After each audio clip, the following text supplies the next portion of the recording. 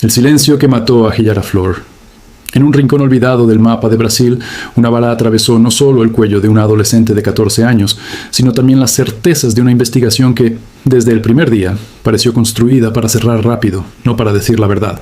Esta no es una historia de rumores ni de exageraciones digitales. Es el relato de una muerte rodeada de silencios, de versiones que no encajan, y de una familia que se negó a aceptar que la vida de una niña pudiera explicarse como un simple accidente.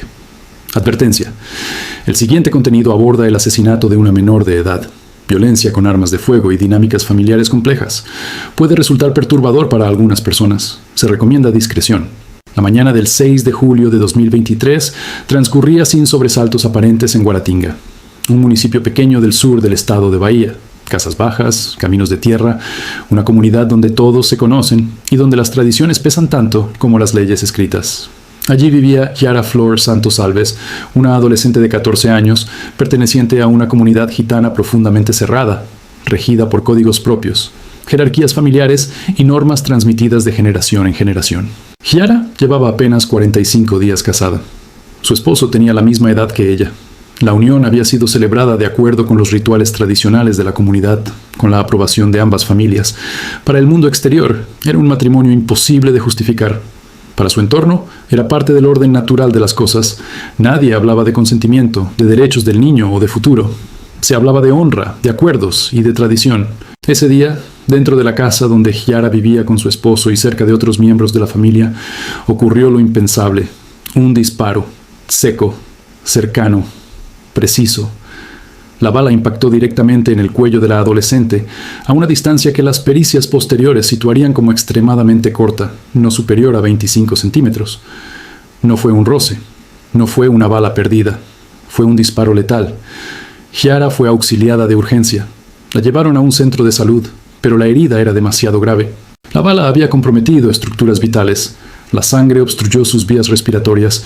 La adolescente murió poco después. Tenía 14 años. Había sido esposa por poco más de un mes. Su vida terminó antes de que pudiera empezar. La noticia sacudió a Guaratinga, pero el impacto inicial fue rápidamente contenido por una versión oficial que, desde el comienzo, generó más preguntas que respuestas. La Policía Civil de Bahía informó que no se trataba de un homicidio intencional. Según esa primera conclusión, el disparo habría sido accidental. El arma, una pistola que se encontraba dentro de la vivienda, habría sido manipulada por un niño de 9 años, cuñado de Giara, que supuestamente estaba jugando cuando el disparo se accionó. La explicación parecía diseñada para cerrar el caso antes de abrirlo. Un niño, un juego, un accidente doméstico, una tragedia sin culpables claros. Bajo esa narrativa, la muerte de Giara quedaba reducida a una fatalidad, una consecuencia inevitable del descuido.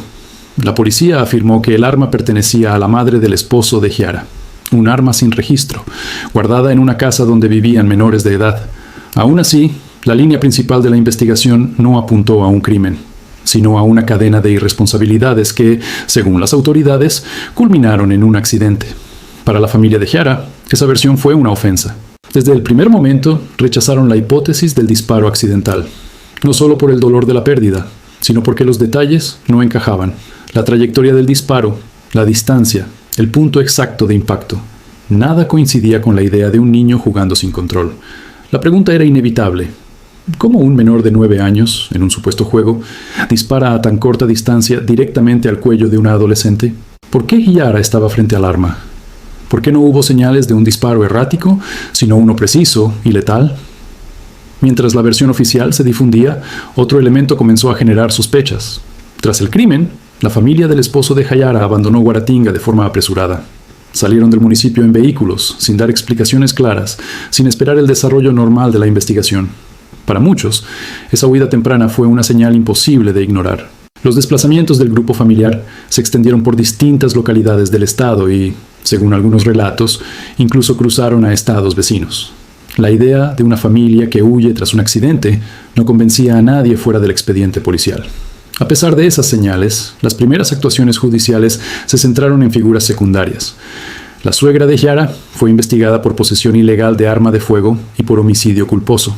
Un tío de la adolescente fue señalado por haber disparado posteriormente contra la vivienda donde ocurrió el hecho, en un acto de furia tras la muerte de la joven. El esposo, en cambio, quedó en una zona gris. Presente, pero no señalado. Cercano, pero no acusado. El silencio alrededor del esposo comenzó a llamar la atención. Era quien convivía con Giara, quien estaba en la casa, quien tenía una relación directa con ella.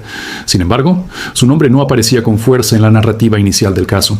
Mientras tanto, dentro de la comunidad gitana, los rumores crecían.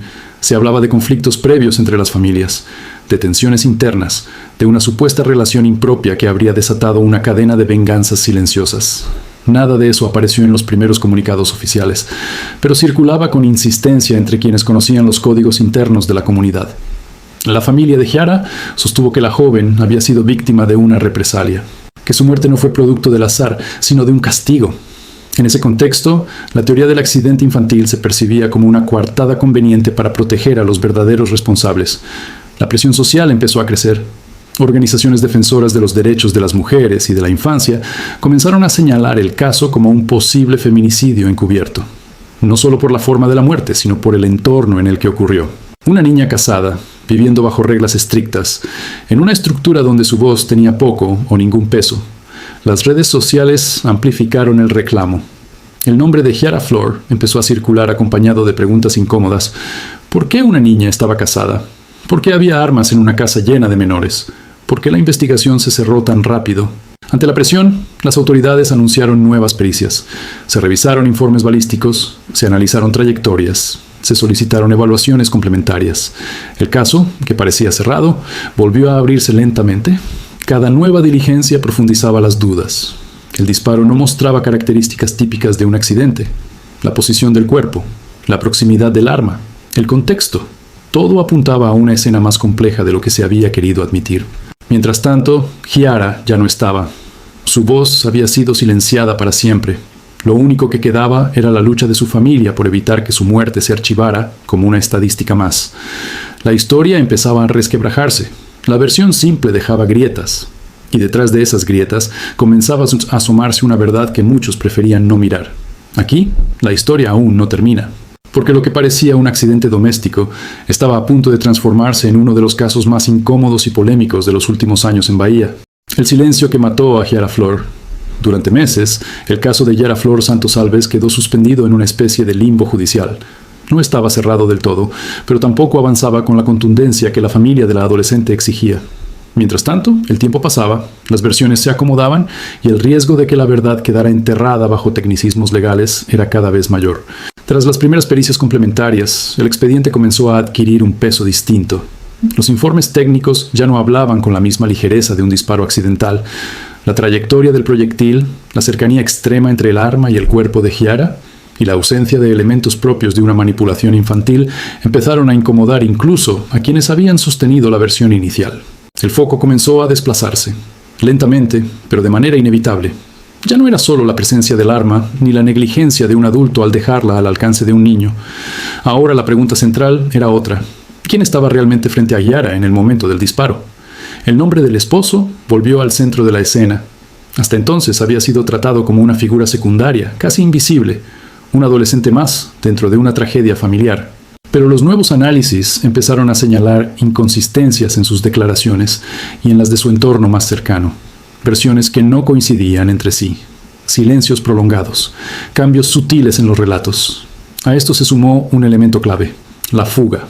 La salida apresurada de la familia del esposo de Giara dejó de interpretarse como una reacción emocional y pasó a ser vista como un intento de evadir responsabilidades. Para los investigadores, ese comportamiento no era compatible con la certeza de un accidente fortuito.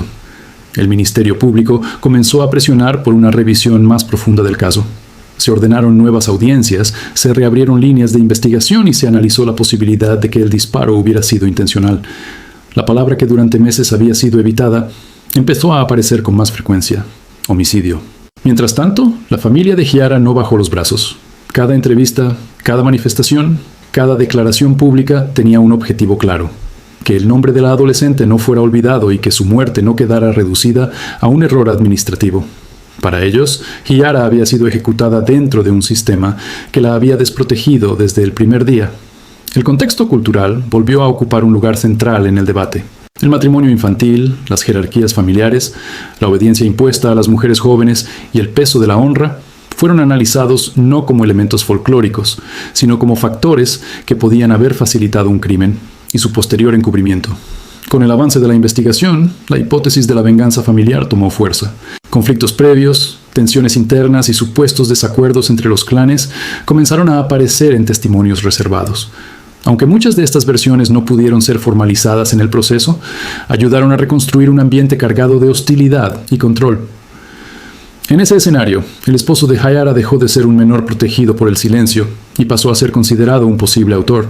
Su comportamiento antes y después del crimen, así como su relación con la víctima, fueron analizados con lupa. Los investigadores concluyeron que era la única persona con acceso directo, permanente y sin restricciones a Hayara en el momento del disparo. Aún así, el proceso no fue rápido. La condición de menor de edad del principal sospechoso impuso límites legales claros. En Brasil, la justicia penal para adolescentes funciona bajo un régimen distinto al de los adultos. No se habla de prisión, sino de medidas socioeducativas. No hay condenas tradicionales, sino internamientos con plazos condicionados. En agosto de 2024, tras meses de idas y vueltas, el esposo de Hayara fue finalmente reaprehendido. Para la familia de la víctima, ese momento marcó un antes y un después. No era aún una sentencia, pero sí el reconocimiento de que la versión inicial había sido equivocada. El juicio se desarrolló bajo estrictas medidas de reserva, debido a la edad del acusado. Sin embargo, lo que trascendió fue suficiente para confirmar lo que muchos sospechaban. La justicia ya no hablaba de accidente, hablaba de responsabilidad directa. El 24 de septiembre de 2024 llegó la resolución. El tribunal determinó que el esposo de Hayara era culpable de su muerte. La medida impuesta fue el internamiento por tiempo indeterminado, la sanción máxima prevista por el sistema socioeducativo brasileño para menores de edad involucrados en delitos graves. No hubo celebración, no hubo alivio completo.